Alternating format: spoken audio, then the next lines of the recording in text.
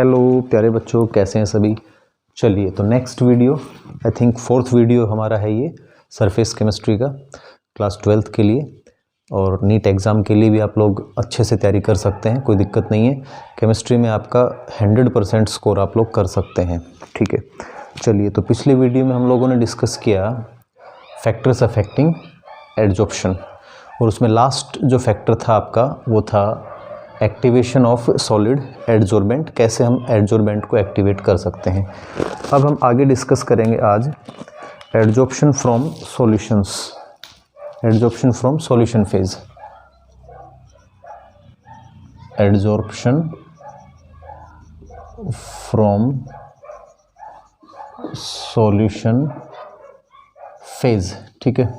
देखिए आपने गैसेस का एडजॉर्प्शन ऑन सॉलिड्स और उस पर इफेक्ट ऑफ प्रेशर हमने डिस्कस किया था। वहाँ हमने बताया था x/m is equal to k और p raise to power 1/n Freundlich adsorption isotherm, है ना, फ्रेंडलिच एडजॉर्प्शन आइसोथर्म आप लोगों ने डिस्कस किया और वहाँ पे हमने ये बताया। यहाँ पे P क्या है, प्रेशर है, तो extent of adsorption directly proportional रहेगा P raise to the power 1/n, where n is equal to रहेगा 1 और 0 के बीच में। ये फ्रेंडलिच एडजॉर्प्शन आइसोथर्म था जहाँ पे हम effect of pressure on extent of adsorption या एडजॉर्प्शन पे दिखा रहे थे। जब बात सॉल्यूशंस में एडजॉर्प्शन की करते हैं तो इसका मतलब ये है कि कोई सॉलिड एडजॉर्बेंट यदि हम डाल दें, किसमें, सॉल्यूशन में डाल दें, किसमें बेटा, सॉलिड एडजॉर्बेंट इन सॉल्यूशन, तो वहाँ क्या हो सकता है कि जो सॉल्यूट पार्टिकल्स हैं सॉल्यूशन में से वो सॉलिड एडजॉर्बेंट के ऊपर जाके एडजॉर्ब हो सकते हैं। तो वहाँ हम एक्सटेंट ऑफ एडजॉर्प्शन, और इसमें एक चीज़ और था, हम लॉग में यदि taking log on both sides तो क्या हो जाता है, log x/m is equal to log k plus power आगे आ जाएगा 1/n log p, इस तरह से बनता था। वही चीज़ अब कंसंट्रेशन की टर्म में, सॉल्यूशन की कंसंट्रेशन की टर्म में लिखें तो बस ज़्यादा कुछ नहीं है, x/m is equal to k c raise to power 1/n। Pressure की जगह पे हम कंसंट्रेशन रख देंगे और यदि log लेंगे तो log x/m is equal to log k plus 1/n log C। इस तरह से हम कंसंट्रेशन की टर्म्स में एडजॉर्प्शन को एक्सप्लेन कर सकते हैं। इजी है, कोई ज़्यादा डिफ़िकल्ट चीज़ इसमें है नहीं। और चलिए अब इसके बाद आगे बढ़ते हैं एप्लीकेशंस ऑफ एडजॉर्प्शन। इसके न्यूमेरिकल्स वगैरह आपसे नहीं पूछे जाने कहीं भी, फ्रेंडलिच एडजॉर्प्शन आइसोथर्म के, ये आपके सिलेबस में नहीं है। हम अब नेक्स्ट टॉपिक जो अपना डिस्कस करेंगे वो कौन सा लेंगे बेटा। यहाँ तक कोई दिक्कत, किसी को कोई परेशानी तो आप लोग कमेंट करके मुझे बता सकते हैं, मैं ज़रूर उसका रिप्लाई दूंगा। पिछले वीडियोस को आप लोगों ने देखा कि ध्यान से नहीं देखा, उसमें कोई रिप्लाई ज़्यादा मुझे मिला नहीं। अब चलिए applications of adsorption, applications of adsorption, adsorption की एप्लीकेशंस। तो एप्लीकेशंस में बेटा फर्स्ट हम लेंगे, पहली जो एप्लीकेशन, बहुत सारी एप्लीकेशंस हो सकती हैं, कुछ मेन एप्लीकेशंस के बारे में मैं डिस्कस करूंगा यहाँ पे। प्रोटेक्शन ऑफ या preservation of high vacuum, protection of high vacuum. Vacuum की स्पेलिंग में बच्चे गड़बड़ कर जाते हैं, VACCUM लिखते हैं, बाकी गलत है वो, होता क्या है VACUUM, W बोल देते हैं, ये रहेगा। तो इसमें अब देखो क्या है,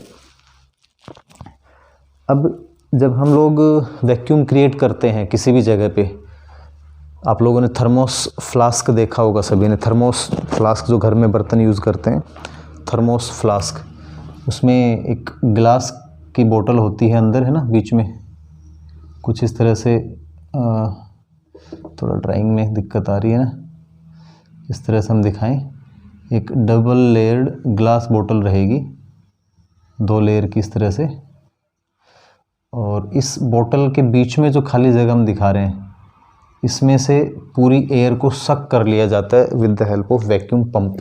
इस बीच में से हवा निकाल लेते हैं। फिर भी बाई चांस कुछ ट्रेसेस ऑफ एयर यदि वहाँ पे रह जाए, जहाँ भी, हमने एक एग्जांपल लिया थर्मोस फ्लास्क का, इसके बाहर फिर इसमें पूरा पैकिंग कर देते हैं इस तरह से, जो ये डब्बा बना देते हैं, तो वो हमारा थर्मोस। बाकी किसी दूसरी जगह पे भी यदि हम वैक्यूम क्रिएट कर रहे हैं, वैक्यूम का मतलब आप लोगों को पता होगा ना, vacuum means, what do you mean by vacuum? Vacuum का मतलब ये है कि ऐसा जहाँ पे कुछ भी ना हो, नथिंग, एयर भी प्रेजेंट ना हो, ऐसी जगह को हम वैक्यूम बोलते हैं। तो यदि वहाँ पे ट्रेसेस ऑफ एयर भी प्रेजेंट रह गए, बहुत हल्की सी मात्रा में भी हवा वहाँ पे बच गई, तो वैक्यूम हमारा ठीक से नहीं बना, ठीक है ना, वैक्यूम क्रिएट नहीं हुआ। तो फिर हाई वैक्यूम क्रिएट करने के लिए हम लोग क्या करते हैं, ऐसे बर्तन में वहाँ पे हम लोग थोड़ा सा टुकड़े किसके डाल दें, चारकोल ऐड कर दें अंदर, इस गिलास के अंदर कुछ चारकोल ऐड कर दें, मान लो थर्मोस फ्लास्क में या कोई और दूसरी जगह जहाँ भी हमने कुछ अमाउंट में वहाँ पे एक्टिवेटेड चारकोल रख दिया। वो क्या करता है, गैसेस को अपने सरफेस पे चिपका लेता है, एड्जॉर्ब कर लेता है, उनको घूमने नहीं देता इधर उधर, उनको पकड़ के बैठा लेता है एक जगह पे। तो उससे क्या हो जाता है, फिर वैक्यूम हमारा परफेक्ट बन जाता है, समझ गए। तो ये कि इसकी एप्लीकेशन है कि हम वहाँ पे इसका यूज़ कर सकते हैं। सेकंड हम दिखा सकते हैं दवाइयाँ, मेडिसिन बेटा आप लोग लेते हैं, तो इन क्योरिंग डिजीज़, इन क्योरिंग डिजीज़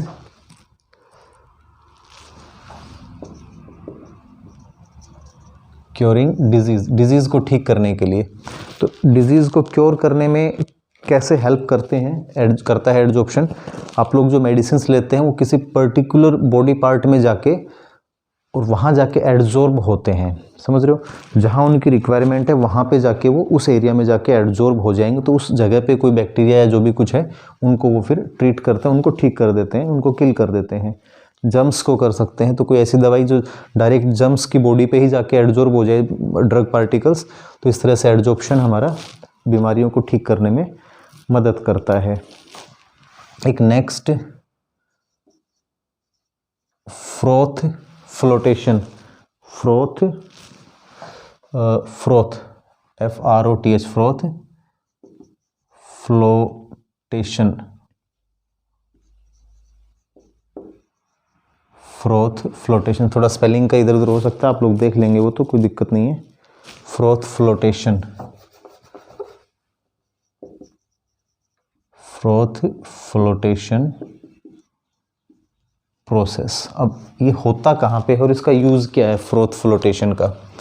आप लोगों ने 10th क्लास में भी आई थिंक पढ़ा होगा, या फिर अभी हमारे 12th क्लास में जो चैप्टर नंबर 6 है, general principles of isolation and purification of metals, metallurgy जिसको हम बोल देते हैं, उस चैप्टर में हम लोग बात करते हैं कि हमें सल्फाइड ओर्स को यदि प्यूरिफाई करना है, कंसनट्रेट करना है, उसमें जो इम्प्योरिटीज़ है उनको अलग करना है, तो उसके लिए ये वाला एक मेथड हम यूज़ करते हैं।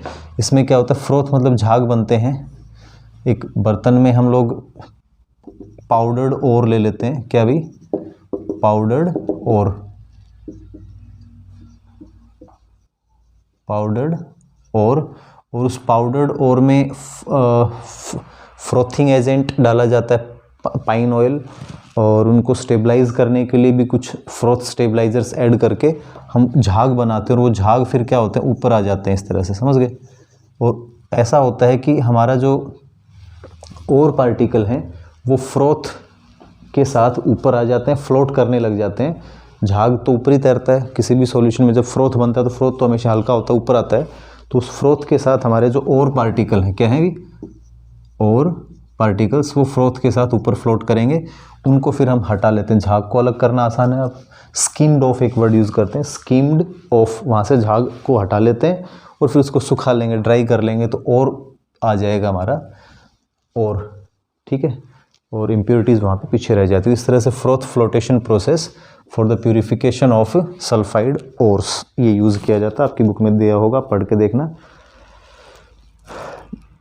उसके बाद आयन एक्सचेंज रेजिन्स, आप लोगों ने ये भी डिस्कस किया होगा, पढ़ा होगा, ABCD, ion exchange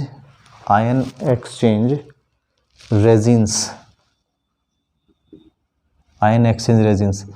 hard water को सॉफ्ट वाटर में कन्वर्ट करने के लिए हमने क्लास 11th में जब हाइड्रोजन वाला चैप्टर आप लोगों ने पढ़ा है उसमें आयन एक्सचेंजर्स के बारे में बात की थी हमने।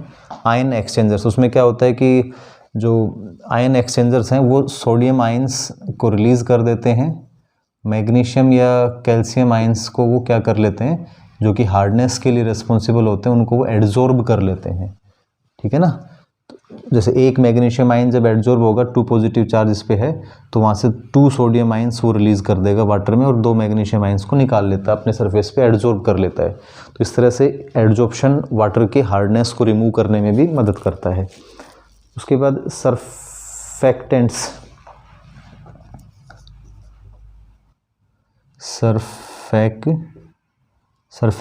हम बोल रहे हैं, सरफेस एक्टिव एजेंट, सरफेस को एक्टिवेट करने वाले एजेंट्स जैसे सोप्स या डिटर्जेंट्स इसमें आते हैं। तो ये लोग क्या करते हैं, सरफेस पे ही एक्ट करते हैं। सरफेक्टेंट्स क्या होते हैं, emulsifiers in the manufacture of emulsions. जैसे कि आप जो साबुन लगाते हैं कपड़ों पे तो क्या होता है, साबुन के जो पार्टिकल्स हैं, सोप पार्टिकल्स, वो एड्जॉर्ब होते हैं। क्या करते हैं, वो किस पे एड्जॉर्ब हो जाते हैं, जो डर्ट डस्ट पार्टिकल्स उनके साथ रिएक्शन करके उनके ऊपर एड्जॉर्ब होके और इमल्सन्स बना लेते हैं और इमल्सिफिकेशन प्रोसेस के द्वारा वो कपड़ों के को साफ़ करने में मदद करते हैं। ठीक है, इसके अलावा गैस मास्क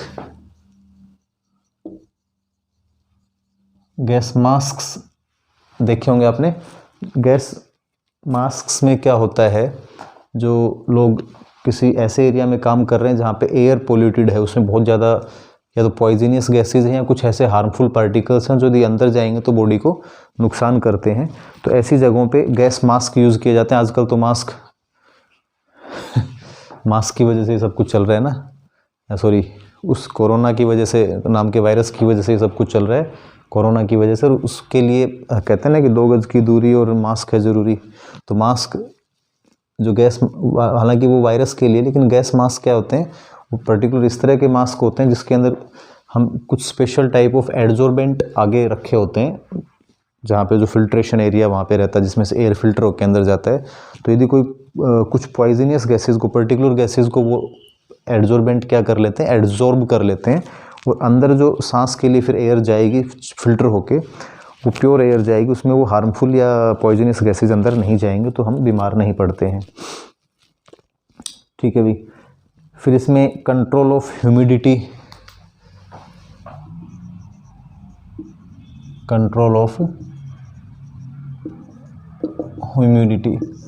नमी को कंट्रोल करने के लिए सिलिका जेल वगैरह आप लोग यूज़ कर सकते हैं, कैल्शियम क्लोराइड का यूज़ कर सकते हैं, जो वाटर वेपर्स को एड्जॉर्ब कर लेते हैं अपने सरफेस पे, है ना। ऐसे सब्सटेंसेस का यूज़ हम ह्यूमिडिटी कंट्रोल करने के लिए भी कर सकते हैं। आगे हम पढ़ेंगे हेट्रोजीनियस कैटालिसिस, और वो भी कैसा, हेट्रोजीनियस कैटालिसिस। कैटलिस्ट जो काम करते हैं बेटा, कैटलिस्ट कैसे काम करते हैं, कैटलिस्ट एक सरफेस प्रोवाइड करते हैं जिस पे आके सबस्ट्रेट पार्टिकल्स चिपक जाते हैं, फिर आपस में रिएक्शन करके और फिर वो डिसॉल्व हो जाते हैं। ध्यान रखना, डिटेल से हम आगे पढ़ेंगे, बट कैटलिस्ट कैसे रिएक्शन की स्पीड को इंक्रीज या डिक्रीज करते हैं। कैटलिस्ट ऐसे सब्सटेंसेज होते हैं जो एक्टिव सरफेस प्रोवाइड करते हैं, मतलब ऐसा सरफेस जहाँ पार्टिकल्स आके, रिएक्टेंट पार्टिकल्स एड्जॉर्ब होंगे और नज़दीक आ जाएंगे, जिससे उनके आपस में कोलिजन्स के चांस बढ़ेंगे, मतलब एक्टिवेशन एनर्जी एक प्रकार से वो डिक्रीज कर देते हैं, मतलब रिएक्शन जल्दी हो सकती है फिर, समझ गए। तो इस तरह से कैटालिसिस में भी एड्जॉर्प्शन का यूज़ होता है। और भी बहुत सारे इस तरह की चीज़ें आप लोग पढ़ सकते हैं, बुक्स में दे रखे होंगे एप्लीकेशंस ऑफ एड्जॉर्प्शन, तो उनसे एक बार आप गो थ्रू हो जाएं। इंपॉर्टेंट जो बातें थी वो मैंने बता दी हैं। अब कुछ क्वेश्चंस की बात आती है, जैसे पहला क्वेश्चन, और ऑलमोस्ट कोई भी बुक आप ले लें, प्रैक्टिस तो देखो बेटा आप लोगों को ही करनी है। आप ऑब्जेक्टिव क्वेश्चंस की भी प्रैक्टिस करें, सब्जेक्टिव की भी करें, असर्शन रीज़न वाले क्वेश्चंस भी करें, मैच द फॉलोइंग, या जो भी क्वेश्चंस अलग अलग फॉर्मेट में आप लोगों को अवेलेबल हो सकते हैं अलग अलग बुक से। आप जितने ज़्यादा क्वेश्चंस को अटैम्प्ट करेंगे, मैं हमेशा एक बात बोलता हूँ बच्चों के लिए, और जो 100% फैक्ट भी है, ठीक है, जो भी सक्सेसफुल बच्चे हैं जो सक्सेसफुल होते हैं, मतलब हैं तो सभी, अभी तो आप लोग सब बराबर हैं, लेकिन आप में से जो लोग आगे जाएंगे वो लोग कौन जाएंगे, जो हमारे जैसे एक्सपीरियंस टीचर्स की इंस्ट्रक्शंस को फॉलो करेंगे, हम लोग जो बताते हैं उनको मानेंगे। तो मैं आप लोगों को बता रहा हूँ कि जितने ज़्यादा क्वेश्चंस आप सोल्व करोगे उतना ही ज़्यादा आपका कॉन्सेप्ट क्लियर होगा, आपकी अंडरस्टैंडिंग डेवलप होगी टॉपिक की, और आप लोग ज़्यादा गहराई से चीज़ों को समझ पाओगे और लंबे समय तक याद भी रख पाओगे। सिर्फ सुन लिया, नोट्स में नोट बना लिए और फिर सो गए, ऐसा करने से काम नहीं चलने वाला है। तो लगातार क्वेश्चंस की प्रैक्टिस करते रहें। कुछ क्वेश्चंस लेते हैं, जैसे first question, what is physical adsorption. तो आप लोग सभी अब इजीली मुझे लगता है बता सकते हैं, मेरे बताने की जरूरत नहीं पड़नी चाहिए कि फिजिकल एड्जॉर्प्शन क्या है। हमने टाइप्स ऑफ, मैंने सेकंड वीडियो था हमारा types of adsorption, physical and chemical adsorption, तो उसमें बताया था फिजिकल एड्जॉर्प्शन क्या होता है, ऐसा एड्जॉर्प्शन जहाँ पे there is a weak force of attraction between the adsorbate and adsorbent particles. Adsorbate और एड्जॉर्बेंट पार्टिकल्स के बीच में weak intermolecular forces like van der Waals forces act होते हैं। What is sorption, what is, पहला question मैंने अभी discuss किया, व्हाट इज फिजिकल एड्जॉर्प्शन, ठीक है, ये आप लोगों को समझ में आ गया होगा सभी को। सेकंड क्वेश्चन में ले रहा हूँ, व्हाट इज सॉर्प्शन, तो ये भी आप लोगों को बताया था, मुझे ध्यान होगा, सोचो एक बार, मैं तब तक नेक्स्ट क्वेश्चन लिखता हूँ।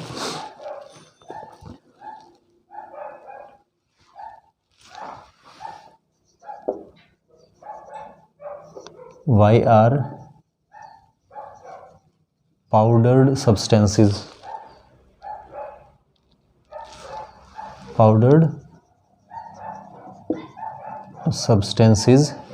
why are powdered substances more effective adsorbent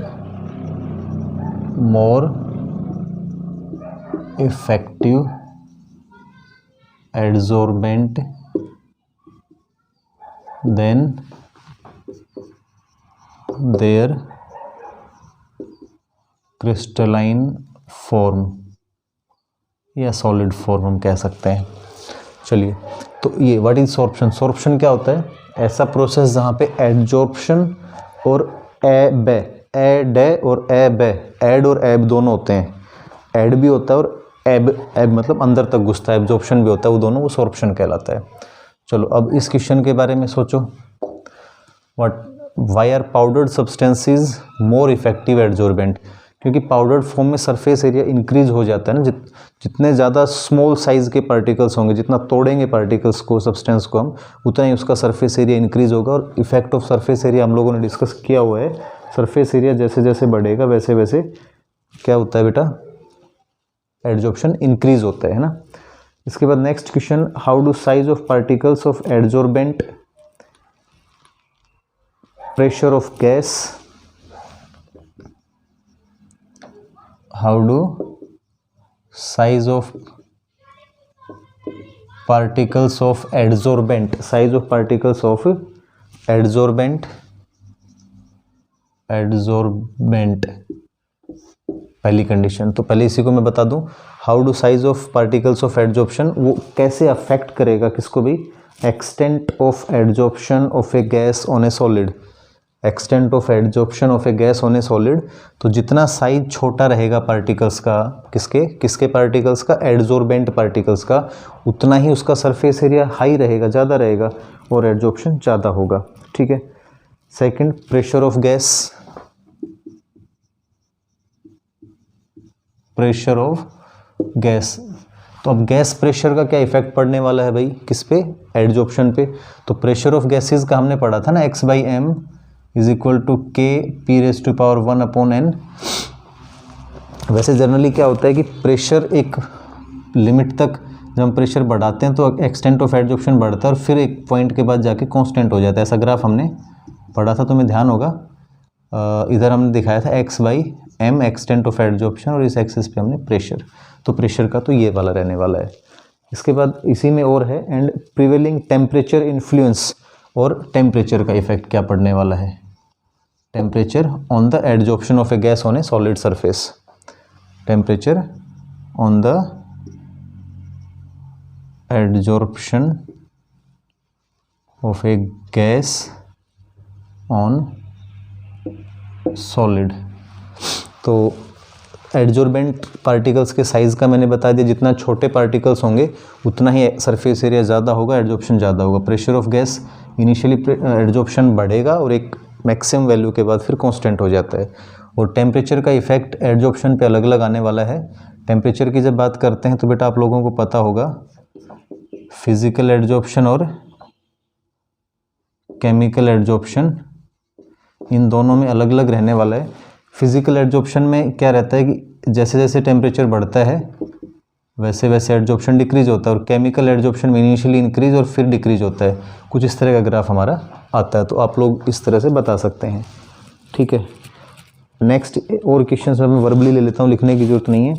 Y physical adsorption is multi molecular layer. Physical adsorption multi layer क्यों होता है?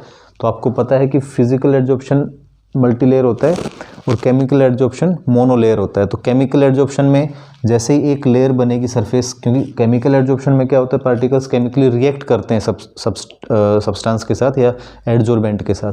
तो एक लेयर जब बनेगी तो केमिकली रिएक्ट कर गए वो, सेकेंड लेयर के पार्टिकल्स केमिकली रिएक्ट नहीं कर पाएंगे with the surface of adsorbent, इसलिए वो मोनो लेयर ही रहेगा, सिंगल लेयर रहेगा। फिजिकल एडजॉर्प्शन में क्योंकि weak van der Waals forces के कारण एक लेयर उस पर दूसरा तीसरा, तो बहुत सारी लेयर्स डिपॉजिट हो सकती हैं। ठीक है, तो इसी तरह से बहुत सारे सिंपल क्वेश्चंस आपको बुक्स में मिलेंगे, आप लोग करके देखें। What is occlusion? What is occlusion? I think मैंने ये फर्स्ट वीडियो में बताया भी था। What is occlusion? Adsorption of gas, adsorption of any gas on a metal surface. किसी भी मेटल सरफेस पे गैस का एडजॉर्प्शन क्या कहलाता है? ऑक्लूशन कहलाता है। ठीक है बेटा लोग, तो आई होप कि आप लोगों को समझ में आया होगा। एडजॉर्प्शन वाला टॉपिक हमने 4 वीडियोज़ में कवर किया पूरा। सरफेस केमिस्ट्री का पहला जो पार्ट था हमारा एडजॉर्प्शन वाला, वो हमने कंप्लीट कर लिया है। अब हम आगे बढ़ेंगे, इसके बाद कोलोइडल सॉल्यूशंस के बारे में डिस्कस करेंगे नेक्स्ट वीडियो में। लेकिन तब तक के लिए लगे रहिए, बैठना नहीं है खाली। ठंड बहुत है बाहर, लेकिन सर्दी का मौसम है और आप लोग घर पे बैठे अपना बीच बीच में चाय पिएं, एनर्जी रिच फूड खाएं और अच्छे से मेहनत करें। डिस्ट्रैक्शन नहीं होना चाहिए किसी प्रकार से। यदि आप लोग यूज़ कर भी रहे हैं इलेक्ट्रॉनिक डिवाइसेस, मोबाइल्स वगैरह का, तो इसका प्रॉपर यूज़ करें बेटा, क्योंकि आप लोगों के जो पेरेंट्स हैं ना, बहुत होपफुली आप लोगों से मतलब बहुत इच्छा रखते हैं कि मेरा बेटा मेरी बेटी ये करेगा वो करेगा, लेकिन कुछ ऐसा मत करना कभी भी। हमेशा ध्यान रखना, जो भी करो अच्छा करो और ऐसा करो जिससे कि आपकी इमेज सोसाइटी में ख़राब ना हो, आपके पेरेंट्स की, आपकी और समाज की हानि ना हो किसी प्रकार से। फिर चाहे आप जो भी करो, भगवान आपका भला करेगा। Thank you.